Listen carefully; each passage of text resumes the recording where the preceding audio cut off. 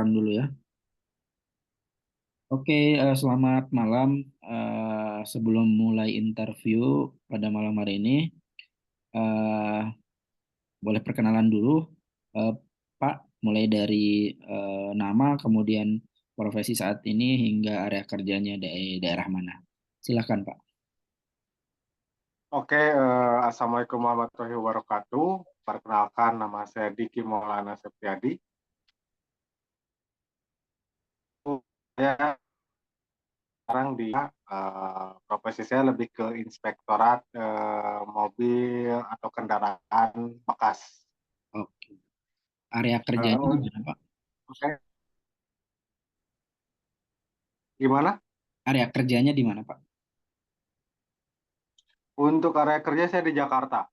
Oke, berarti Jakarta secara khusus atau lebih ke DKI-nya, Pak? Lebih ke DKI-nya ya.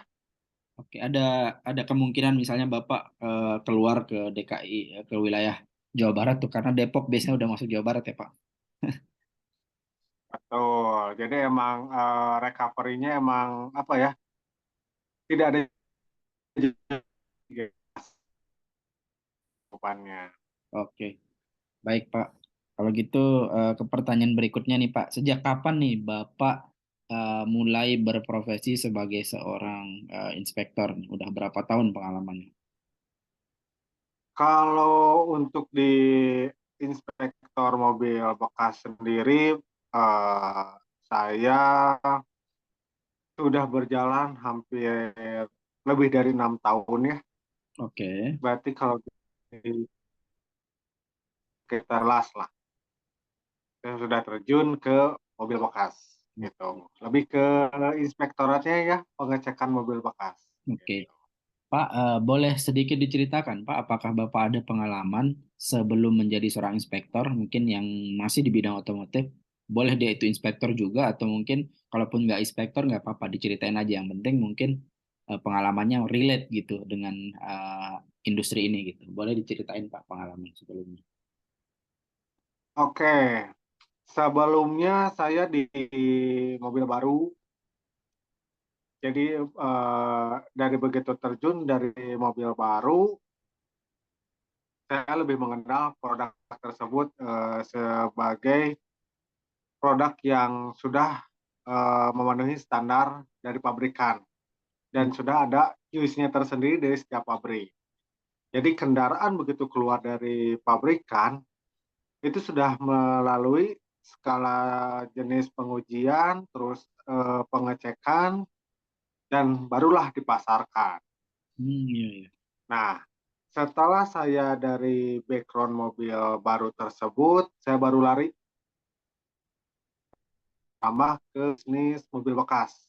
Oke. Berawal dari pengalaman saya di mobil baru, otomatis saya mengenal yang namanya standar pabrik itu seperti apa, jenis kendaraan yang seperti apa, itu salah satu pengalaman saya. Jadi Oh, begitu saya pengecekan di mobil bekas, mobil yang diteliti ya pengujiannya, pengecekannya mulai dari apa bekas itu apa itu dari bekas banjir, terus SOD dan lain-lainnya. Kita membandingkan antara kita sudah terstandarisasi yang sudah itu entah itu perbaikan atau repairan dari bengkel-bengkel di luar pabrikan itu yang paling oke, intinya pengalaman itu sangat menunjang ya pekerjaan dan profesi Bapak sebagai inspektor karena mobil bekas itu sudah tahu ya asal-usulnya ya dari mobil baru dan Bapak mobil baru tahu prosedur dan prosesnya dikeluarkan ya. Jadi memang sangat relate ya Pak ya. Kalau boleh tahu Pak dulu pengalaman yang sebelum jadi inspektor di mobil yang baru itu di berapa tahun Pak? itu saya di pengalaman mobil baru itu cuma 3 tahun. Oh 3 tahun. Intinya lebih banyak udah main main mobil bekasnya lebih banyak ya berarti ya di inspektor. Betul, betul. Oke, Pak. Pak, boleh sedikit ceritakan apa namanya tentang background pendidikan Bapak sendiri gitu. Apa namanya dari SMA-nya atau kuliahnya sehingga memang bisa tertarik gitu di dunia apa namanya industri otomotif ini gitu. Apakah bebas sih mau pendidikan apa aja gitu? Boleh diceritain, Pak? Atau minimal menurut Bapak juga sebenarnya idealnya untuk jurusan apa namanya jurusan lagi maaf idealnya untuk profesi inspektor itu sebenarnya jurusannya apa? Karena banyak yang bilang, oh harusnya SMK otomotif atau S1-nya teknik otomotif atau teknik mesin gitu. Sebenarnya itu itu juga sih yang ingin ingin saya cari tahu, Pak. Kalau Pak Diki sendiri gimana, Pak? Background pendidikannya dulu gimana? Oke, kalau untuk background pendidikan, saya jauh ya dari dunia otomotif. Hmm, Saya jauh dari dunia otomotif karena mungkin dari begitu SMA, saya SMA. oke. Untuk kuliah itu saya jurusan pendidikan lebih ke geografi. Oh, oke, di geografi ya. S1 saya geografi. Jadi tidak relevan ya. Betul. Cuman saya kenapa bisa menjadi inspektorat itu, pertama itu dari hobi. Kita kalau punya hobi, apa ya, lebih mengamati Lebih setiap mendalami ya. Karena ada senang ya, Pak ya. keluaran Enjoy. baru ataupun betul dari hobi tersebut kita pasti selalu yang namanya dunia otomotif. Dan mungkin saya sebagai inspektorat itu saya dikasih suatu pelatihan dulu di salah satu perusahaan, Oke. itu pun sangat menunjang gitu. Jadi asalnya yang kita tidak tahu dari seminar tersebut, dari pelatihan tersebut, akhirnya kita tahu Oh, mana sih yang kendaraan lebih ke pengecekan malfungsi dari kendaraan tersebut, eh, standar pabriknya seperti apa, kendaraan tersebut sudah dirubah atau belum sama pengguna sebelumnya, itu lebih dari ke pelatihan oke. gitu. Berarti yang benar-benar menguatkan dan menunjang profesi saat ini yang pertama lebih ke ketertarikan Bapak di dunia Betul. otomotif dan yang kedua pengalaman yang cukup di mobil baru ya Pak ya. Itu Oke, salah satu yang menjadi penunjang ya. betul betul. Intinya intinya mah nggak masalah kalaupun background awalnya tidak dari bidang teknik ya. Cuma mungkin belajarnya harus lebih ini ya, lebih ekstra dibanding yang udah memang dari ini ya, basicnya otomotif. Betul. Mungkin kalau pendapat saya sih basic sekolah otomotif ya maksudnya jurusan SMK otomotif gitu kan. Hmm. Teknik permesinan itu dia lebih ke cara menyeluruh atau teori cara mendalam mengenai mesin gitu kan. Teori Cuman basic. yang namanya betul Iya. maksudnya ke situ. Jadi itu teori secara teori dari kan itu lebih ke pengalaman terus teori tersebut kita aplikasikan di lapangan gitu. Kalau menurut Pak Diki sendiri nih, mungkin pasti kan ada Pak Diki punya teman atau rekan yang seprofesi yang mungkin dari jurusannya memang SMK ya Pak ya. Apa namanya? Betul. Menurut pengamatan atau pendapat pribadi dari Pak Diki, kira-kira nih Pak, kurikulum atau mungkin bahasa gampangnya mata pelajaran lah atau hal-hal yang diajarkan di SMK saat ini, apakah sudah cukup untuk mengantarkan seseorang langsung bisa menjadi seorang inspektor atau harus ada tahapan-tahapan lain lagi? Gimana menurut Pak Diki?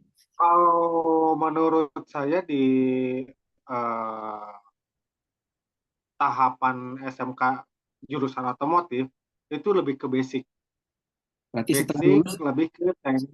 setelah lulus nggak belum bisa ya, intinya kalau menurut Pak Diki ya harus ada Kalau menurut saya tahapan masih ada harus pelatihan yang harus diikuti. Karena krusial sekali berarti ya Pak ya untuk dari basic pengecekan mobil ini tidak betul, tidak karena mungkin betul, banyak yang harus kalau kebanyakan habis SMK jadi mekanik biasanya biasanya Pak ya. betul. Oke, oke. Intinya mah lulus SMK tetap ada proses dan tahapan lain ya, menurut Pak Diki. Ya, Oke, siap kalau gitu Pak ya. Berarti kita asumsikan sama-sama bahwa mungkin masih belum cukup ya Pak ya. Apa namanya, program karena mungkin di SMK juga ya Pak ya. Mungkin Bapak pernah dengar istilah magang ya Pak ya, anak-anak SMK magang. betul. Eh, belum Itu ada, salah satu penunjangnya. betul, belum ada tempat perusahaan atau lembaga nih yang bisa menaungi magang terus kerjanya atau magangnya itu jadi inspektor atau tukang cek Ya, mobil. Belum ada kan sejauh ini, kebanyakan magang mungkin belum. di bengkel ya kan, dan itu lebih ke tindakan Ya, perbaikan dan apa istilah perbaikan. perawatan. Nggak ada yang mungkin inspeksi Ya, jatuhnya tingkat lanjut berarti kan. betul. Oke Pak, ke pertanyaan berikutnya berarti nih Pak. Eh, Kira-kira nih menurut Pak Diki sepanjang pengalaman sampai hari ini, kemampuan minimum Pak. Halo? Ya, Kemampuan menurut Pak Diki, kemampuan dasar. Kita berbicara dasar aja Pak. Kemampuan dasar yang oke. setidaknya harus dimiliki nih untuk menjadi seorang inspektor. Minimum loh Pak. Kompetensi dasar apa? Misalnya bisa apa gitu. Minimal harus bisa apa. Terus misalnya nih, Yang per, saya kasih gambaran ya Pak ya. hmm, Misal harus bisa mengemudi, ya itu kan udah wajib ya, dasar sekali ya kan. ya, Terus yang berikutnya mungkin bisa melakukan apa namanya, pengecekan pada mesin misalnya, atau apa nih betul. menurut Pak Diki, kemampuan-kemampuan dasar yang paling tidak harus dimiliki, harus bisa apa, bisa apa, bisa apa, dan seterusnya. Mangga, silakan. Oke. Yang pertama disarankan harus bisa mengemudi. Betul. Itu sangat mendasar. Karena kalau orang tersebut tidak bisa dia bisa untuk pengecekan mengoperasionalkan kendaraan tersebut. Itu Meskipun ngerti dasarnya. mesin, Pak. Yang kedua, betul. Oke, oke. Karena kan mekanisme kendaraan itu orang yang bisa mengemudi dan tidak bisa mengemudi itu jauh. Iya, iya, iya, oke. Gitu. Ada perbedaan. Siap, siap. Selanjutnya, Pak. Nah, terus minimal dia mengerti masalah mesin, komponen-komponen mesin. Itu yang kedua. Kenapa dia harus mengerti dengan komponen mesin? Karena banyak komponen di mesin itu yang mungkin yang saya sebutkan secara garis besarnya kita harus mengerti mesin apa yang namanya aki, air apa baterai maksud saya, terus alternator, apa yang namanya radiator. Kalau sebagai inspektorat tidak mengetahui garis besar komponen mesin, bagaimana dia bisa pengecekan mesin tersebut? Itu Oke. kalau menurut saya. Berarti yang kedua adalah mampu mengidentifikasi atau mengetahui komponen-komponen pada mesin. Oh, Selanjutnya, Pak. minimal itu. Oke. Oke, selanjutnya mengenai hal kendaraan itu tersebut kendaraan yang kita cek apa bekas tabrak atau tidak itu dari bentukan dari mungkin bodi ya, Oh, oke. bodi atau rangka kendaraan tersebut. Berarti berikutnya mampu Apa melakukan sudah identifikasi terhadap kendaraan bekas betul, tabrak atau tidak ya. Oke. Siap. betul. Selanjutnya. Apakah udah ada perbaikan atau itu masih bawaan pabrik? Oke. Terus selanjutnya mungkin lebih ke apa ya? Kayak pendengaran pun kita main feeling ya. Feeling kita harus main. Pendengaran kita harus sedikit memperhatikan ada suara malfungsi apa sih di kendaraan tersebut. Berarti mampu Apa mendengarkan ya. entah itu suara Mampu mendengarkan betul. suara Jadi anomali atau emang malfunksi. Oke, oke. betul. Begitu dari situ kita harus mengerti yang namanya instrumen yang ada di dalam dashboard. Itu kan banyak ya lampu indikator di dalam dashboard mobil Oh, itu, oke. entah itu Hmm. indikator dari airbag, indikator parkir, indikator segala macam, dan itu banyak. Kita Betul. harus mengenal tanda-tanda dari indikator tersebut. Oh iya. Gitu. Berikutnya Pak, Kita harus tabrak kalau dan untuk yang lain mobil juga selain tabrak, apa juga yang dicari atau harus mampu apa juga nih Pak, yang untuk inspektor mobil tuh mampu mengetahui apa gitu. kita harus bisa membedakan dari warna cat antara cat orisinil ataupun itu cat yang body yang sudah di repair. Oke. Karena repair itu rata-rata mungkin ada yang repair sedikit, hanya bemper, hanya body, pintu atau segala macam. Minimal kita secara mata kita jeli, Hmm. apa sih kendaraan tersebut, apa pernah melakukan repair atau tidak. Oke. Begitu. Kalau yang lain Pak, Itu mungkin untuk selain body. dari segi dokumen, adakah kemampuan yang harus dimiliki Pak? Itu yang harus benar-benar kita perhatikan. Karena yang Mampu apa namanya tuh Pak dokumen ini kalau dari sangat dokumen penting. sendiri Pak? Mampu tahu aja Karena kah? dokumen, Apa, Pak? karena dokumen ini paling penting. Pertama, mungkin kita pengecekan dari BPKB ya, surat-surat kendaraan tersebut. Kita cocokkan antara BPKB, STNK, dan isi kendaraan. Entah itu dari nama plat nomor kendaraan, nomor rangka, nomor mesinnya harus cocok gitu kan. Terus dari bentukan STNK, kita harus benar-benar mengecek gitu. Terutama di BPKB ya, kita harus benar-benar teliti karena ada tanda-tanda khusus yang harus kita ketahui di BPKB itu asli atau buatan gitu. Contohnya Pak? Karena banyak kasus Contoh satu aja. ada, kalau lebih gampangnya itu di BPKB itu ada barcode yang bisa kita barcode, dan itu nanti bakal muncul data kendaraan tersebut Oke. gitu. Terus Berarti emang ada tanda-tanda khusus lainnya mungkin dari benang jahitan di BPKB tersebut itu apa ya? Kalau buatan yang asli itu beda gitu. oh ya butuh Lebih enak skill dilihat juga ya karena berarti. yang bikinan itu Intinya ada yang ada tanda-tandanya lah gitu. berarti memang hal-hal semacam inilah yang mungkin tidak tidak melulu anak lulusan SMK atau baru habis jadi mekanik bisa langsung ya Pak ya, butuh jam terbang juga ya untuk bisa membedakan ini. Betul, betul.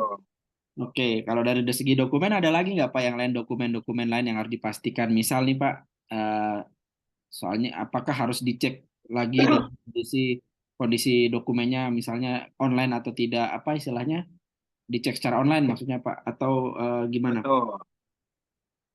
Itu pun sangat penting. Salah satu cara kita untuk memvalidasi data kendaraan tersebut. Oke. Karena dari data online tersebut sebagai penunjang ke kita untuk meyakinkan bahwa kendaraan tersebut itu sesuai Itu dengan lebih yang ke diregistrasikan lebih di ke mencocokkan ya Samsat. Pak ya? Mencocokkan ya kalau Betul. katanya. Kalau ini Pak, kalau kendaraan-kendaraan khusus misalnya dia kendaraan, eh, baik dia itu, biasanya Bapak cek nggak, baik dia itu perusahaan kah atau mobilnya mobil angkutan kayak truk atau pickup, atau nggak begitu perlu kalau menurut Pak Diki sendiri?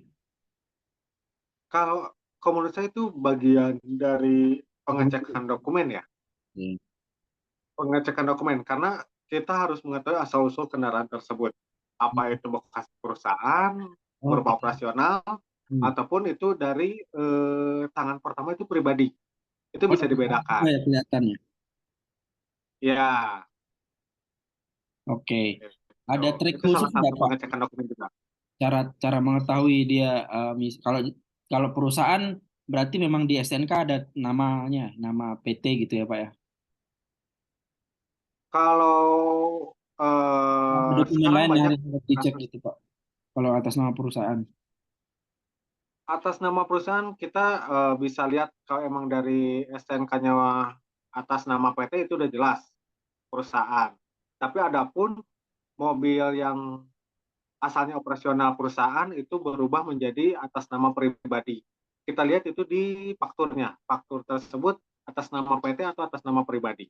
Oh ya, karena Itu bisa salah satu bisa pengecekan. saja di ini ya Pak, sudah di BBN ya Pak ya. BBMK, ya, atas nama pribadi Berarti gitu. tetap yang cukup membuktikan histori awal dia itu adalah faktur ya Pak ya. Betul. Oke Pak, itu dari segi dokumen sebenarnya ada pertanyaan nanti Pak, tapi karena sudah dijawab nanti kita bisa skip. Pak, ke pertanyaan Oke. berikutnya. Em, Bapak biasanya saat ini kan sebagai inspektor itu biasanya pasti banyak klien yang minta atau Bapak misalnya terlibat atau bergabung di dalam sebuah perusahaan jasa inspeksi.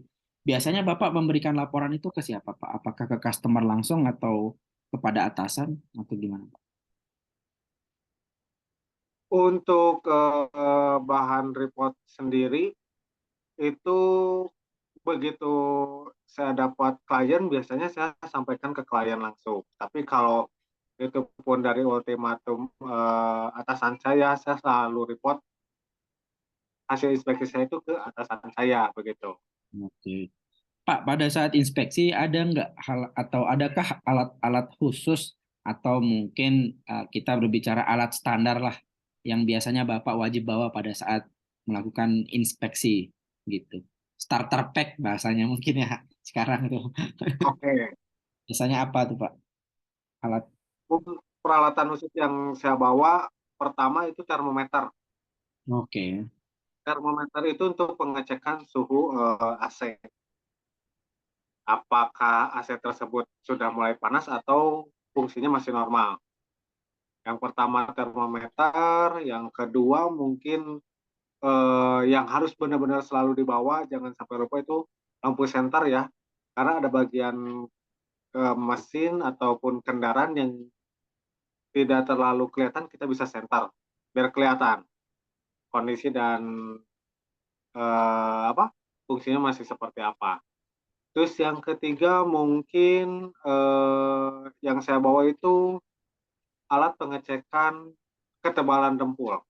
Itu disebutnya pen scanner. Itu yang harus selalu saya bawa. Oh iya Pak, memang pen scanner ini Itu. banyak ya.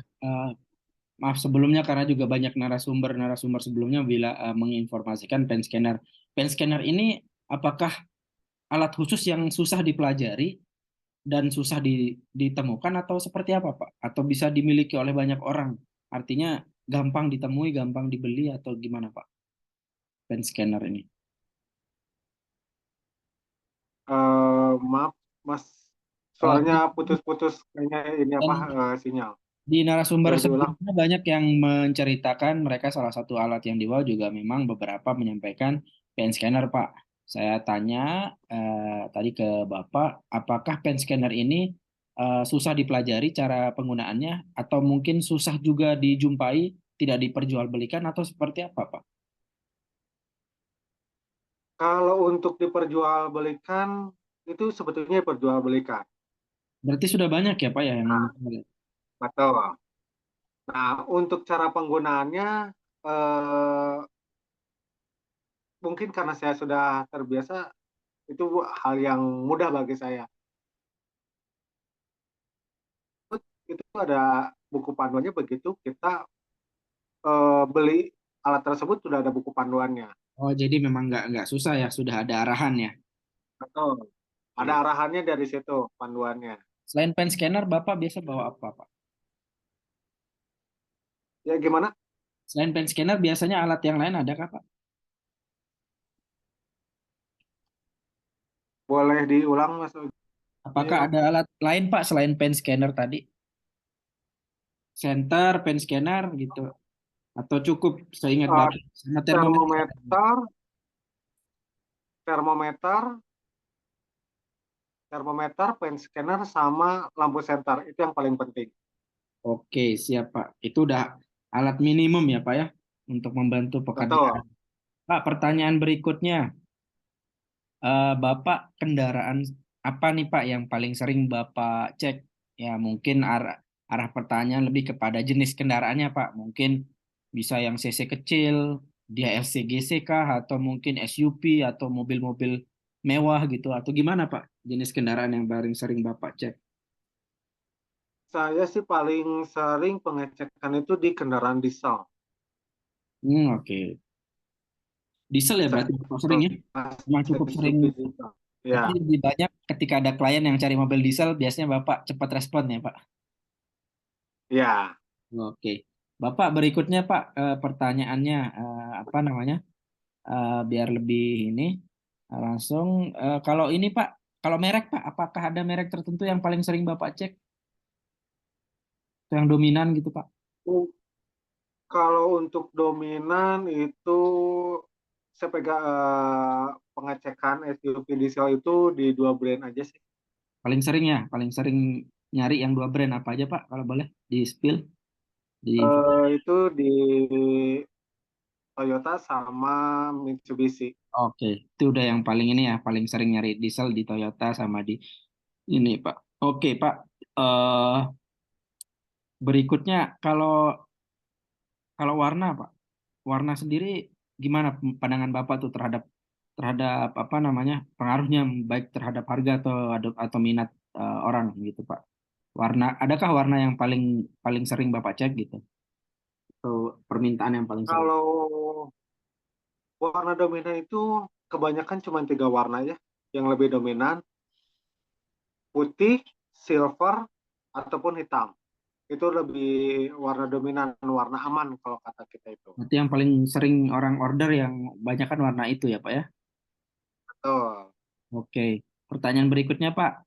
Em, boleh ini nggak Pak? Boleh ceritakan Pak, Bapak itu kalau ngecek mobil, ini mungkin sekarang lebih cerita keseluruhan. Bapak pertama kali ngecek mobil, itu yang dicek apa dulu Pak? Tadi kan mungkin sudah sempat diceritain, saya biasa cek dokumen dulu. Habis cek dokumen Bapak ngapain? Boleh diceritain Pak? Langkah-langkah Bapak dalam melakukan proses inspeksi. Oke. Yang pertama, begitu saya mulai, saya pasti pengecekan dulu dokumen. Mulai dari STNK, BPKB, dan faktur itu harus semuanya valid, sesuai. Oke. Tidak ada salah penulisan atau pencetakan. Oke. Setelah dari itu, mulai dari depan. Hmm. Biasanya dari depan, saya pengecekan body lebih dari depan sisi kanan. Depan sisi kanan, depan sisi kiri, baru samping kiri, baru dari situ langsung ke belakang samping kiri, belakang samping kanan, baru sisi kanan. Setelah Oke. dari situ, kita masuk ke kabin, Ke interior ya. kabin ya, kabin kendaraan, siap pengecekan interior segala macam. Akhirnya kita start kasih hidup mobilnya, baru kita buka kap mesin. Oke. Buka kap mesin, baru pengecekan mesin. Begitu. Setelah itu berarti Mungkin secara cara singkatnya seperti itu. secara singkatnya baik. Apa namanya? Pak, boleh ceritakan bagaimana Bapak menilai atau memvalidasi mobil bekas tabrak itu dari apa biasanya Bapak? Tadi mungkin dari alat juga ya, alat pengecek ketebalan ini, tapi ada trik-trik lain nggak yang Bapak biasa gunakan? Kalau menurut saya, pengecekan paling mudah itu dari stick ataupun silan. Oh, silennya. Silan pabrikan, betul. Biasanya di pinggiran lipatan atau tekukan plat ya, di mobil-mobil Jepang itu. Mulai dari kap mesin, kita bisa lihat silan atau stick tersebut masih utuh atau udah gantian. Oke. Mulai dari kap mesin, pintu, pintu depan, belakang, kiri, kanan, sampai pintu bagasi pun itu yang paling mudah gitu ya, pengecekan kendaraan tersebut bekas tabrak atau tidak. Oke, kalau ini Pak, Kalau berarti dari silen ya, sama dari apa tadi keduanya bentuk bentuk bentuk rangka apa apa tadi Pak? ya kalau untuk ini bentukan rangka ya, lakukan Oh, ibaratnya apa, tidak ada gelombang atau bentuk yang biasanya kelihatan sih secara kasat mata. Biasanya dia bergelombang. Meskipun sudah diperbaiki ya Pak ya. Betul. Oke. Ada lagi Pak, trik Bapak memvalidasi atau menilai mobil bekas tabrak selain dari silen dan bentuk bentuk tulang atau bentuk rangka? Ada satu yang paling sulit itu perbaikan di las titik ya. Las titik tersebut kalau pabrikan itu rapi, rata, nggak kasar. Tapi kalau udah diperbaiki, kendaraan mobil bekas tabrak itu pasti las titiknya itu sudah biasanya dari bentuk lah, sudah berubah banyak total, begitu. Oke. Paling 3 poin itu yang paling penting buat pengecekan kendaraan bekas tabrak. Oke, berikutnya Pak, kalau mobil bekas banjir nih, gimana Bapak menilainya? Oke, kalau bekas banjir, kita perhatikan di baut-baut sekitar kendaraan tersebut. Yang paling dominan kita cek itu di bawah kursi, bawah jok, besinya ada karat nggak? Karat tersebut biasanya hampir rata berkarat. Segimana air tersebut menggenangi kendaraan tersebut. Biasanya dari bawah jok ataupun bawah dashboard. Itu yang paling sering. Itu pun biasanya suka kelihatan dari engsel-engsel pintu kalau emang terlalu lama kerendam banjir yang cukup merendam kendaraan tersebut, itu pasti banyak karat. Dan dari biasanya bau kabin ya, Hmm, itu agak apek gitu. oke. Dari karat dan bau berarti Pak ya? Halo? Ya, Oke. ya loh. Ada lagi Pak, selain karat dan bau, Bapak triknya? Oh ya, bisa juga dari soket-soket kabel ya. Itu biasanya ada kayak bekas apa ya, endapan air. Hmm, Dia oke. kayak jamur warna hijau ataupun putih. Oke. Biasanya itu komponen sudah terendam atau terkena air. Oke. Gitu. Paling Jelas. 3 poin itu. Siap, Pak. Pak, berikutnya, Pak, bagaimana Bapak menilai mesin, Pak? Bapak menilai mesin yang bagus itu dengan cara apa? Mungkin kayak dari visual kah, dari suara, dan kalaupun visual apa aja, kalau dari suara apa aja gitu. Boleh ceritain, Pak, Bapak mesin itu kayak gimana? Menilainya gitu. Oke, kalau untuk penilaian atau pengecekan di mesin, yang pertama begitu kita nyalakan, mungkin saya cerita untuk mesin diesel ya. Boleh, boleh, Pak. Boleh. Oke, yang pertama dari suara mesin. Suara mesin itu nggak ada suara yang aneh, entah itu ngelitik ataupun apa ya, suara aneh lainnya yang menandakan kendaraan tersebut bagus. Nah, kalau dari suara nggak ada suara yang aneh, nggak ada suara yang abnormal, kita baru melihat dari stick stick oli. Kita tarik stick oli tersebut ataupun dari tutup begitu masukin oli untuk pengecekan di diesel. Apakah keluar asap putih atau ada cipratan oli dari tutup begitu kita masukin oli, tepat mengasukin oli. Nah, dari situ salah satu penilaiannya kendaraan tersebut masih bagus atau tidak. Setelah itu mungkin komponen kelengkapan kendaraan tersebut ya, nggak ada kabel yang dijempar ataupun yang keluar dari kabel orisinilnya bawaan pabrik. Mungkin segitu ya. Oke. Gitu. Kalau ini, Pak, Bapak cara ngecek keaslian odometer boleh ceritain, Pak, menilainya? Oke, kalau pengecekan kilometer pada kendaraan, Ya karena mungkin sekarang lebih ke zamannya udah digital ya. Pertama, kita pengecekan di buku servis.